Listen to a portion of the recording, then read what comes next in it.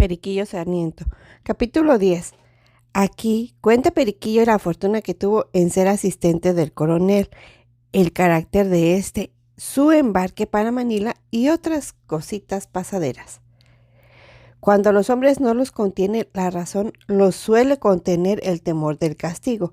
Así me sucedió en esta época en que, temeroso de no sufrir los castigos que había visto padecer a algunos de mis compañeros, traté de ser hombre de bien a pura fuerza, o a lo menos de fingirlo, con lo que logré no experimentar los rigores de las ordenanzas militares y con mis hipocresías y adulaciones me capté la voluntad del coronel, quien, como dije, me llevó a su casa y me acomodó de su asistente. Si sin ninguna protección en la trompa procuré granjearme la estimación de mis jefes, ¿qué no haría después de que comencé a percibir el fruto de mis fingimientos con el aprecio del coronel? Fácil es concebirlo. Yo le escribía a la mano cuanto se le ofrecía, hacía los mandados de la casa bien y breve, lo rasuraba y peinaba a su gusto, servía de mayordomo y cuidaba del gasto doméstico con puntualidad, eficacia y economía, y en recompensa contaba con el plato, los desechos del coronel, que eran muy buenos y pudiera haberlos lucido un oficial. Algunos pesitos de cuando en cuando, mi entero y absoluto relevo de toda fatiga, que no era lo menos, tal cual libertad para pasearme y mucha estimación del caballero coronel, que ciertamente era lo que más me amarraba. Al fin yo había tenido buenos principios y me obligaba más el cariño que el interés. Ello es que llegué a querer y a respetar al coronel como a mi padre, y él llegó a corresponder mi afecto con el amor de tal. Sea por la estimación que me tenía o por lo que yo le servía con la pluma, pocos ratos faltaba de su mesa, y era tal la confianza que hacía de mí que me permitía presenciar cuantas conversaciones tenía. Esto me proporcionó saber algunas cosas que regularmente ignoran los soldados, y quién sabe si algunos oficiales también. El carácter del coronel era muy atento, afable y circunspecto. Su edad sería de 50 años, su instrucción mucha, porque no solo era buen militar, sino buen jurista, por cuyo motivo todos los días era frecuentada su casa de los mejores oficiales de otros regimientos, que o iban a consultarle algunas cosas o a platicar con él y divertirse. Entre las consultas particulares que yo oí, o a lo menos que me parecieron tales, fue la siguiente. Un día entraron juntos a la casa dos oficiales, un sargento mayor y otro capitán. Después de la acostumbrada salutación, dijo el mayor: «Mi coronel, Dios los cría y ellos se juntan. Mi camarada y yo necesitamos de las luces de usted y nos hemos juntado para traerle las molestias a pares.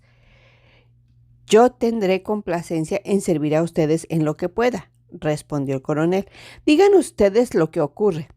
Entonces el mayor dijo: «No gastemos el tiempo en cumplimientos. Se le va a hacer consejo de guerra a un soldado por haber muerto a un hombre con apariencia de justicia, porque lo mató por celos que concibió contra él y su mujer. Es verdad que no lo halló infraganti, pero las sospechas y los antecedentes que tenía de la ilícita amistad que llevaba con ellos fueron vehementes y ciertamente lo disculpan. Pero como yo soy el fiscal de la causa, no debo alegar nada en su defensa, sino acriminarlo y sacarlo reo del último suplicio. El defensor ha de apurar cuantas excepciones le favorecen para salvarlo, y cate usted que mi pedimiento fiscal quedará desairadísimo. Por eso venía a consultar con usted para que me diga en qué términos se hará la acusación, porque el defensor no burle mi pedimiento. Hay mucho que decir a usted en el particular», dijo el coronel. «Primeramente, la causa por la que aparece cometido el homicidio es de adulterio. Adulterio quiere decir violatio alterius thori, violación del hecho ajeno, porque la mujer es reputada lecho del marido. En nuestro derecho hay muchas leyes que imponen penas a los adúlteros. La tercera del TIT cuarto libro 3 de fuero, juzgo, manda que los adúlteros sean entregados al marido, para que éste haga de ellos lo que quiera. Otras leyes son conformes en esta pena, pero añaden que el marido no puede matar a uno y dejar al otro vivo. La ley 15, Tit 17, parte 7, manda que pierda la adúltera las arras y dote y sea reclusa. La quinta Tit 20, libro 8 de la recopilación manda que cuando el marido por su propia autoridad mate a los adúlteros, no tenga derecho sobre los bienes de la mujer. Esta ley parece que trata de sujetar la arbitrariedad de los maridos ensanchada por las leyes 13 del título 17, parte 7 y 4 del título 4, libro 3 del fuero juzgo, que permiten al marido matar a los adúlteros. Aunque ahí todo esto, la ilustración de los tiempos ha modificado estas penas, y no habrá usted oído el caso de entregar los adúlteros al marido para que éste disponga de ellos a su antojo. Lo más que se practica es perdonar al marido porque mató a los adúlteros, o más bien se debe decir conmutarle la pena capital en un destierro, según fueren las circunstancias. Bien que puede haberlas tales que sea justicia ponerlo en completa libertad, después del justificado el hecho de que, sin darle motivo alguno a la mujer, la halla el marido en el acto de la ofensa. Pero, por lo que toca a los adúlteros, lo regular es, como dice el doctor Berni en su práctica criminal, encerrar a la mujer en una clausura y desterrar al cómplice, si son de mediana esfera y si son plebeyos, poner a la una en la cárcel y despachar al otro al presidio. Esto se entiende después de admitida y probada la acusación, la cual solamente puede hacer el marido y el padre, hermano o tío de la adúltera en su caso, y no otro alguno. La mujer no puede acusar al marido de adulterio por no seguírsele deshonra, como lo expresa la Ley 1 del título 17, parte 7. Sin embargo, en los tribunales se admite la acusación de la mujer y la justicia pone remedio. No puede instarse la acusación de adulterio contra un solo adúltero. Es menester acusar a ambos. El autor que acabo de citar a usted al folio 8 dice, y dice bien, que como nadie busca testigos para cometer adulterio, admite el derecho pruebas de conjeturas, pero deben ser vehementes y tales que por ellas se venga en conocimiento del delito, porque en caso de duda, más pronto se debe absolver que condenar.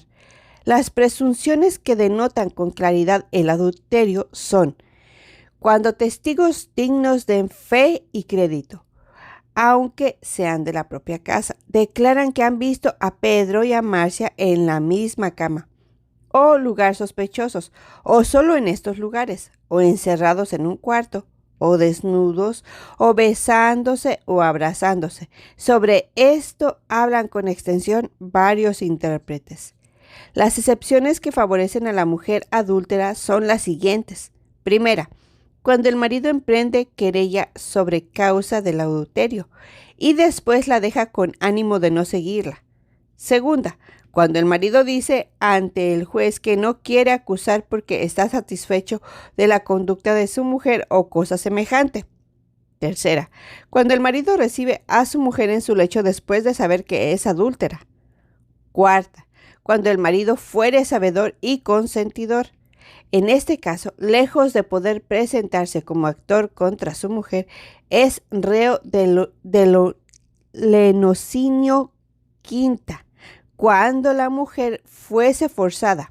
Sexta, cuando padeció engaño y cometió adulterio pensando que estaba con su marido. Y séptima, cuando el marido, abjurando la fe y la religión católica, abraza otras sectas diversas y se hace moro, judío o hereje. En tales casos queda libre la mujer adúltera de la acusación del marido y se halla favorecida por las leyes 7 y 8 del título 17, parte 7 y 6, 7 y 8 del título 9, parte 4. Ya ve usted en compendio lo que es adulterio. ¿Cuáles son sus penas? ¿Quién puede acusar de él? ¿Cuáles son las excepciones que favorecen a la mujer? ¿Y qué se entiende por sospechas o presunciones vehementes? En vista de esto, usted que está impuesto en la causa sabrá cómo ha de formar la acusación. Es que las sospechas son vehementísimas, dijo el mayor, porque a más de que hay testigos que deponen haber visto al ya muerto con la mujer del soldado, este ya le había reconvenido e intimado para que no entrara a su casa, y sin embargo de esto él entraba, y cuando lo mató lo halló solo con su mujer en confianza de que estaba de guarda, la que él abandonó instigado de su celo, y encontró atrancada la puerta que abrió de un empujón. Esto me hace creer que por necesidad haré yo una acusación floja. Pues que usted pretende que muera el reo aunque no lo merezca, dijo el coronel. No, repuso el sargento, no deseo que muera, pero como soy el fiscal, debo desvanecer sus defensas, desentenderme de sus excepciones y agravar su delito. Esta es mi obligación. Se equivoca usted, señor mayor, dijo el coronel, en pensar que su obligación es acriminar a los reos. El fiscal no es otra cosa que el defensor de la ley, y para cumplir con su encargo no tiene que intentar el sacar reo precisamente al acusado. Con que, según esto, dijo el mayor, yo cumpliré bien en exponer con el consejo la causa con la misma cara que tiene, y pedir que se le aplique al reo una pena moderada, o, a lo más, la que prescribe la ordenanza a los que abandonan la guardia. Así me parece que debe hacerse, y aún esa pena debe modificarse en la justicia, atendida la vehemente pasión de los celos, sin la cual es de creer que no hubiera desamparado la guardia, y de consiguiente puede su defensor probar que este delito militar, por el que en otro caso merecería baquetas o la última pena, según el tiempo, no lo cometió con entera deliberación, y como las penas deben agravarse o disminuirse a proporción del intento con que se cometen, se seguirá indudablemente que el Consejo de Guerra le impondrá a este soldado una pena menos grave que la que proviene la ordenanza, considerando que, como dijo el señor rey don Alonso el Sabio en una de sus leyes de partida, los primeros movimientos que mueven el corazón del hombre no son en su poder. Quedo enteramente satisfecho, dijo el mayor, y agradecido a la prolijidad con que usted me ha hecho entender que no están los fiscales obligados a acriminar a los reos ni a sacar los delincuentes a pura fuerza, sino solo a defender las leyes, aunque me parece que usted sería mejor para defensor que para fiscal. Eso ahora lo veremos, dijo el capitán, pues yo soy defensor de otro soldado que mató a un hombre alevosamente y no sé cómo sacarlo inocente, pues esa es cabalmente mi obligación. Pues usted también se equivoca, dijo el coronel, porque si su ahijado es homicida y está probada la alevosía, poca esperanza puede tener en la defensa de usted, siempre que lo haga con arreglo a su conciencia, pues el que mata a otro debe morir, dice Dios. Se entiende cuando no es en defensa propia, es un acto primo indeliberado, por una casualidad, en justa satisfacción de su honor vulnerado, como en el caso de adulterio, o por causa semejante. Pero si la muerte se comete de hecho pensando, y no tiene ninguna de estas excepciones en favor del homicida, es alevoso, debe morir según las leyes patrias, y ni aun goza la inmunidad del sagrado, con que vea usted qué tal quedará con su defensa cuando confiesa que su ahijado es alevoso. Es cierto, dijo el capitán, pero tiene en su favor una excepción muy poderosa que lo defiende, y usted no ha mentado. A lo menos creo que se librará del último suplicio, aunque yo quisiera formar su defensa de modo en que saliera en libertad, o cuando mucho sentenciado a comenzar su servicio de nuevo. Este es mi empeño, y para ello he venido a aconsejarme de usted. ¿Y cuál es la excepción que tiene en su abono?, preguntó el coronel. Y el defensor dijo que el estar borracho cuando cometió el asesinato. Rióse el coronel alegremente y le dijo: si como estaba borracho hubiera estado loco, seguramente usted quedaba bien, pero borracho, borracho. Al palo debe ir este hombre, aunque lo defienda Cicerón. ¿Cómo puede ser eso?, decía el capitán, cuando usted mismo ha dicho que las penas deben agravarse o disminuirse a proporción del intento y deliberación con que se cometen los delitos. Según esta doctrina y probada la embriaguez de mi ahijado cuando mató al hombre, claro es que hizo la muerte en plena deliberación y de consiguiente no merece la pena capital. Así parece que debía ser a primera vista. Pero las leyes deben hacer distinción para la imposición de las penas entre el que se embriagó por casualidad u otro motivo extraordinario y el que lo hace por hábito y costumbre. Al primero, si delinque estando privado de su juicio, se le debe disminuir y tal vez remitir la pena según las circunstancias. Al segundo, debe ser castigado como si hubiera cometido el delito estando en su acuerdo, sin tener respeto ninguno a la embriaguez, si no es acaso para aumentarle la pena. Pues ciertamente no debería tenerse por injusto el legislador que quisiese resucitar la ley de Pitaco, el cual imponía 2 penas al que cometía un delito estando embriagado, una por el delito y otra por la embriaguez. Podrían citarse sobre lo dicho unas palabras de Aristóteles, dignas de que usted las sepa para su inteligencia. Dice, pues, este político pagano: siempre que por ignorancia se comete algún delito, no se hace voluntariamente y por consiguiente no hay injuria. Pero si el mismo que comete el delito es causa de la ignorancia con que se comete, entonces hay verdaderamente injuria y derecho para acusarle, como sucede con los ebrios, los cuales, si cuando están poseídos del vino causan algún daño, hacen injuria, por cuanto ellos mismos fueron causa de su ignorancia, pues no debieron haber bebido tanto. Pues mal estamos, dijo el defensor, porque los testigos que declararon que mi ahijado estaba ebrio cuando cometió el asesinato afirmaron que acostumbra embriagarse, y en este caso yo conozco que no le favorece la excepción. Ya se ve que no, dijo el coronel, y más si se considera que en cualquier caso que el hombre cometa un delito embriagado, es en mi juicio reo de él, porque en ninguna ocasión debe arriesgarse a que se extravíe su razón, a más de que, si se reflexiona seriamente, merece alguna indulgencia el ebrio que solamente comete delitos que no perjudican, sino muy indirecta y remotamente a la sociedad. Tales son las injurias que dice uno estando ebrio, aunque cuando toquen el honor de alguno, por 2 razones. La primera, porque el ebrio tiene una lengua muy fácil y la experiencia enseña que no hay uno que no hable despropósitos con voz balbuciente. Y la segunda, que por esta misma razón apenas habrá quien haga caudal de las producciones de un borracho.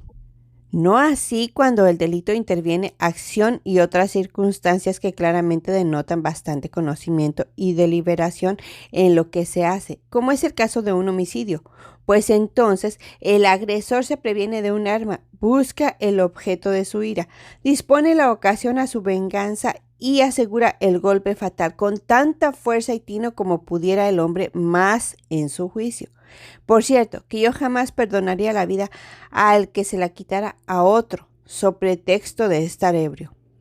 Los que deben con demasía, lo que pierden es la vergüenza, y no hay muchos que toman un poco de licor y se hacen más borrachos de lo que están, para con esta máscara cometer 1000 infamias y ponerse a cubierto de la pena que merecen.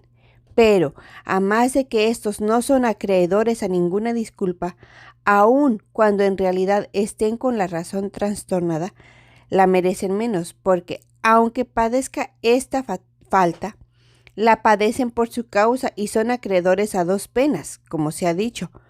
Verdad es que la embriaguez es una locura pasajera, pero es una locura voluntaria, como dijo Séneca, y así como se reputa delincuente al suicida, aunque de su voluntad se quita la vida. Así debe reputarse tal al que comete un crimen borracho, porque él de su voluntad se embriagó. Fuera de que, según mi modo de pensar, solo en un caso es el ebrio acreedor a la indulgencia, y es como no está en estado de poder cometer ningún delito ni dañar a otro. ¿Y cuándo será eso? ¿Cuánto está tirado y narcotizado en términos de no poder moverse, ni oír, ni conocer, ni hablar, o a lo menos cuando no puede levantarse, y si habla es con una lengua tartamuda y sin conocimiento? Ello será una paradoja, pero este será mi modo de pensar toda la vida, porque mientras el borracho habla, anda, conoce, se enoja y se procura prevaquer de los peligros, es mentira que éste, como vulgarmente se dice, privado de razón. Cierto es que usa de ella trastornadamente en algunas cosas, pero la tiene y la usa con mucho acuerdo en su provecho. Yo, a lo menos, no he visto un borracho que se tire de una azotea abajo, ni que cuando hiere a otro le dé con el puño del cuchillo, ni que por darle a Juan le dé a Pedro, ni cosa semejante. Ellos son locos, es verdad, mas no hay loco que coma lumbre. Y últimamente, yo, en clase de juez, había de tener por regla para juzgar de la más o menos deliberación de un ebrio, el orden o desorden de sus acciones inmediatas, anteriores y posteriores al momento en que se cometiera el crimen, de suerte que, si daba algunos pasos para cometer el delito y daba otros para huir después de cometido, temeroso de la pena que merecía, sin duda que yo no usaba con él mi misericordia, pues el que es dueño de sus pies mejor lo puede ser de su cabeza. En esta inteligencia, usted sabrá lo que hay en particular acerca de su ahijado y hará la defensa como le pareciere. Pero si la ha de hacer como Dios y el rey mandan, creo que no puede defender a este pobre. ¿Pues qué?, dijo el capitán. ¿No consiste la gracia de un buen defensor en hacer por libertad a su ahijado, por criminal que sea, de la pena que merece? ¿Y no está empeñado en obsequio de su obligación en valerse de cuantos medios pueda para el efecto? No, señor, dijo el coronel.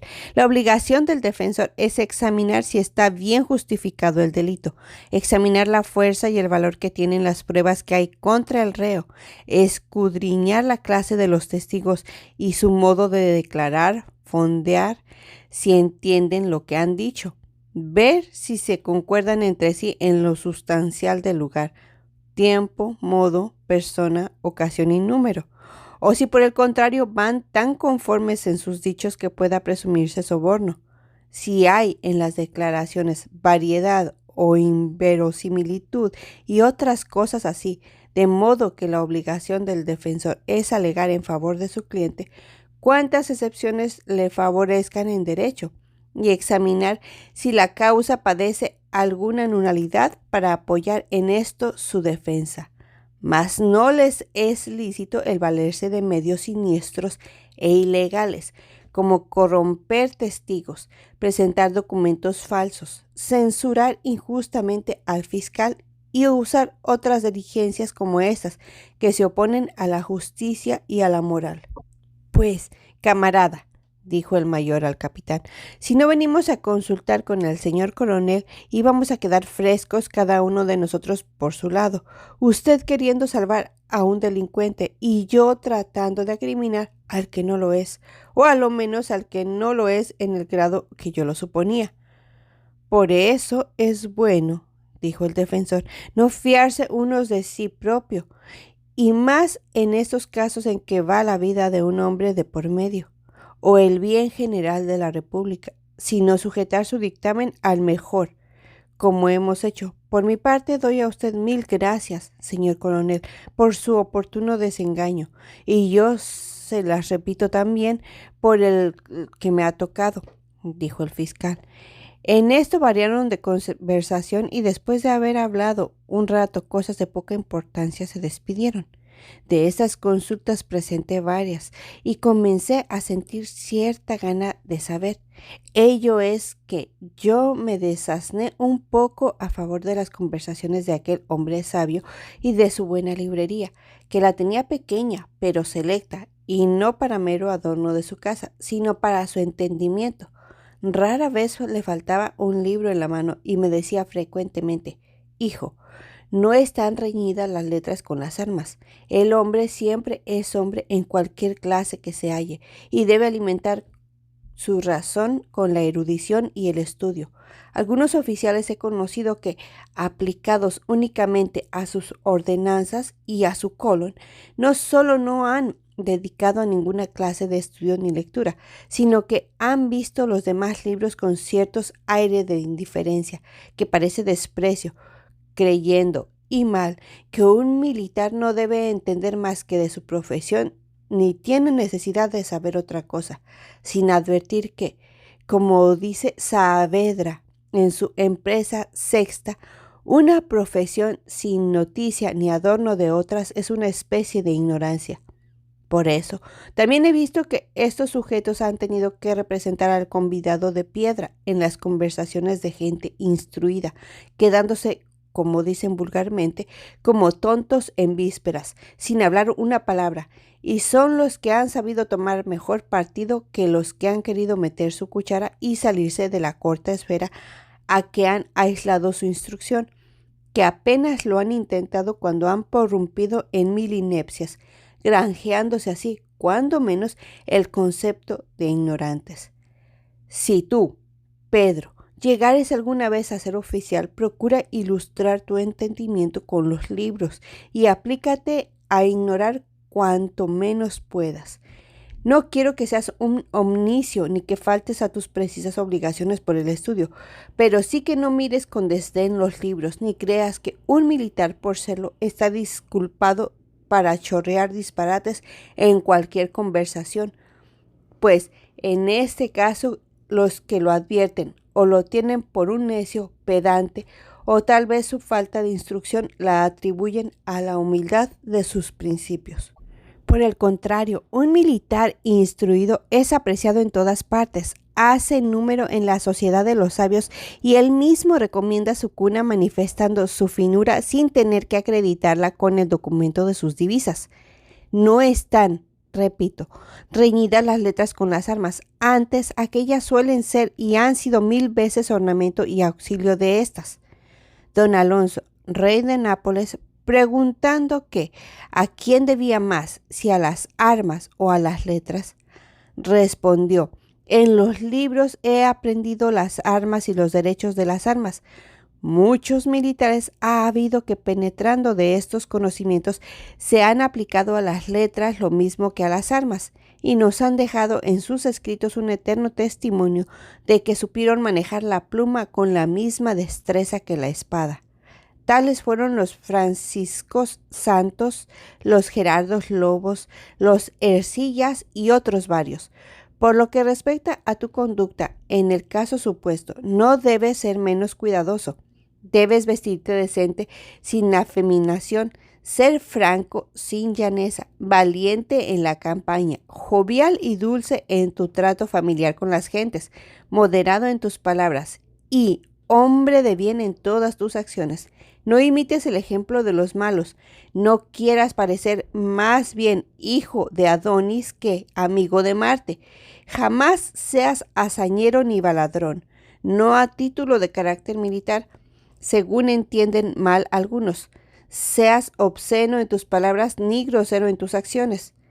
Esta no es marcialidad, sino falta de educación y poca vergüenza. Un oficial es un caballero y el carácter de un caballero debe ser atento, afable, cortés y comedido en todas ocasiones.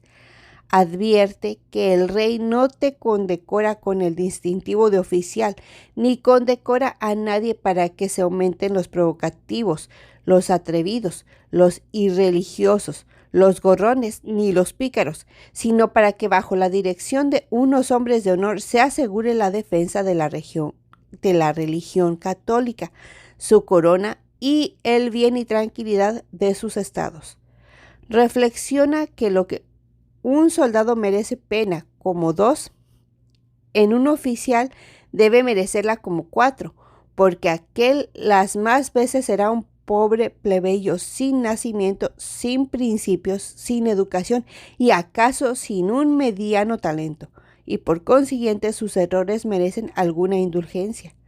Cuando, por el contrario, el oficial que se considera de buena cuna, instrucción y talento, seguramente debe reputarse más criminal, como que comete el mal con conocimiento y se halla obligado a no cometerlo con dobles empeños que el soldado vulgar. Últimamente, si te hallares algún día en este caso, esto es, si algún día fueres oficial, lo que no es imposible y por desgracia fueres de mala conducta, te aconsejo que no blasones de la limpieza de tu sangre ni saques a la plaza las cenizas de tus abuelos en su memoria, pues estas jactancias solo servirán de hacerte más odioso a los ojos de los hombres de bien, porque mientras mejores hayan sido tus ascendientes, tanto más resaltará tu perversidad y tú propio darás a conocer tu mala inclinación, pues probarás que te empeñaste en ser malo, no obstante haber tenido padres buenos, que es felicidad no bien conocida y agradecida en este mundo. Tales eran los consejos que frecuentemente me daba el coronel, quien a un tiempo era mi jefe, mi amo, mi padre, mi amigo, mi maestro y bienhechor, pues todos estos oficios hacían conmigo aquel buen hombre. Sin embargo, como mi virtud no era sólida, o más bien no era virtud, sino disimulo de mi malicia, no dejaba yo de hacer de las mías de cuando en cuando a excusas del coronel. Sabía visitar a mis amigos, que entonces eran soldados, pues no tenía otros que apetecieran mi amistad. Iba al cuartel unas veces y otras a las almuercerías, bodegas de pulquerías y lupanares, a donde me llevaban mis camaradas. Jugaba mis alburillos muy seguido, cortejaba mis ninfas, y después que andaba estas tan inocentes estaciones y conocía que el jefe estaba en casa, me retiraba yo a ella a leer, a limpiar la casaca, a dar bola a las botas y a continuar mis hipócritas adulaciones. El frecuente trato que tenía con los soldados me acabó de imponer en sus modales. Entre ellos yo era maldiciente, desvergonzado, malcriado, atrevido y grosero a toda prueba. Algunas veces me acordaba del buen ejemplo y sanas instrucciones del coronel, pero ¿cómo había de dejar de hacer lo que todos hacían? ¿Qué hubieran dicho de mí si delante de ellos me hubiera yo abstenido de hacer o decir alguna picardía u obscenidad por observar los consejos de mi jefe? ¿Qué jácara no hubieran formado a mi cuenta si hubieran escuchado de mi boca los nombres de Dios? Conciencia, muerte, eternidad, premios o castigos divinos. ¿Qué burla no me hubieran hecho si descuidándome hubiera intentado corregirlos con mi instrucción o con mi buen ejemplo, permitiendo que hubiera sido capaz de darlo? Mucha, sin duda, y así yo, por no malquistarme con tan buenos amigos y porque no me llamaran del mocho o beato o el hipócrita, concurría con ellos a todas sus maldades, y a pesar de que algunas me repugnaban, yo procuraba distinguirme por malo entre los malos, atropellando con todos los respetos divinos y humanos a trueque de granjearme su estimación, y los dulces y honoríficos epítetos de veterano, buen pillo, corriente, marcial, y otros así con que me condecoraban mis amigos. Lo único que estudiaba era el modo de que mis diabluras no llegaran a la noticia de mi jefe, así por no sufrir el castigo condigno como por no perder la conveniencia, que sabía por experiencia que era inmejorable. En las tertulias que tenía con los soldados les oí decir algunas veces alegremente de los sargentos. De unos decían que eran crueles, de otros que eran ladrones y que se aprovechaban de su dinero comprando camisas, zapatos, etc., a un precio y cargándose a ellos a otro. En fin, hablaban de los pobres sargentos las 3000 leyes. Yo consideraba que tal vez serían calumnias y temeridades, pero no me atrevía a replicarles porque, como no había estado bajo el dominio de los sargentos al tiempo necesario para experimentarlos, no podía hablar con acierto en la materia. Así pasé algunos meses hasta que llegó el día de partirnos para Acapulco, como lo hicimos, conduciendo los reclutas que habían de ser embarcados para Manila. No hubo novedad en el camino. Llegamos con felicidad a la ciudad de los Reyes, puerto y fortaleza de San Diego de Acapulco. No me admiraron sus reales tamarindos ni la ciudad, que por la humildad de sus edificios, mal temperamento y pésima situación me pareció menos que muchos pueblos de indios que había visto. Pero, en cambio de este disgusto, tuve la sorprendente complacencia de ver por primera vez el mar, el castillo y los navíos, que supuse serían todos como el San Fernando Magallanes, que estaba anclado en aquella bahía. Además de esto, me divertí con las morenas del país, que, aunque desagradables a la vista del que sale de México, son harto familiares y obsequiosas. También regalé mi paladar con el pescado fresco, que lo hay muy bueno y en abundancia, y así, con estas bagatelas, entretuve las incomodidades que sufría con el calor y la poca sociedad, pues no tenía muchos amigos. A más de esto, la privación de las diversiones de esta ciudad y el temor de la navegación, que me urgía bastante, como urge al que jamás se ha embarcado y tiene que fiar su vida a la furia de los vientos y a la ninguna firmeza de las aguas, no dejaba de mortificarme algunas veces. Llegó el día en que nos habíamos de dar a la vela. Se entregaron al capitán los forzados, nos embarcamos, se levantaron las anclas, cortaron los cables y con el buen viaje, gritando por los amigos y curiosos que estaban en el muelle, fuimos saliendo de la bocana a la ancha mar. Desde este primer día nos pronosticó el cielo una feliz navegación, pues a poco de habernos alejado del puerto se levantó un viento favorable que, llenando las velas que se habían desplegado enteramente, nos hacía volar, a mi entender, con la mayor serenidad, pues a las 4 horas de navegación ya no veía yo ni con anteojos las que llamaban tetas de Cocuya, que son los cerros más elevados del sur y las primeras tierras que se descubre desde la mar. Esto algo me entristeció, como que ya sabía lo largo de la navegación que me esperaba. Tampoco dejé de marearme y padecer mis náuseas y dolor de cabeza como bisoño en semejantes caminos. Pero, pasada esta tormenta, continué mi viaje alegremente.